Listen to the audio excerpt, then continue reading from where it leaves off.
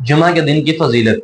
नबी करीम अलैहिस्सलाम ने इरशाद फरमाया कि जुमा का दिन तमाम दिनों का सरदार है, और आप इसकी फजीलत बयान फरमाते हुए आप इरशाद फरमाते हैं कि अल्लाह रब्बुल इज्जत के नजदीक जुमा का दिन ईद उल फित्र और ईद उल अजहा के दिन से भी ज्यादा अजमत वाला दिन है। और आपने इसकी 5 खूबियां भी बयान फरमाई। आप फरमाते हैं कि हजरत आदम आला नबीना को जिस दिन पैदा फरमाया गया वो भी जुमातुल मुबारक का दिन था।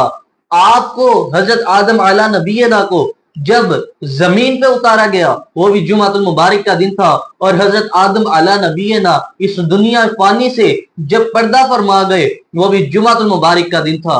और सामईन मुकर्रम, नबी करीम अलैहिस्सलाम ने इरशाद फरमाया जुमातुल मुबारक के दिन के अंदर एक ऐसा लम्हा है, एक ऐसी घड़ी है, एक ऐसी साथ है कि जिसमें बंदा अल्लाह रब्बुल इज्जत से जो भी तलब करे, जो भी मांगे, जो सवाल करे, अल्लाह रब्बुल इज्जत उसे अता फरमा देता है, बशर्ते ये कि वो चीज हराम ना हो। हलाल चीजों के अंदर जिस चीज का भी अल्लाह रब्बुल इज्जत से तलबगार होगा, अल्लाह रब्बुल इज्जत से अता फरमा देगा। और सामईन मुकर्रम, जुमातुल मुबारक का दिन भी वो दिन है जिस दिन कयामत कायम होगी।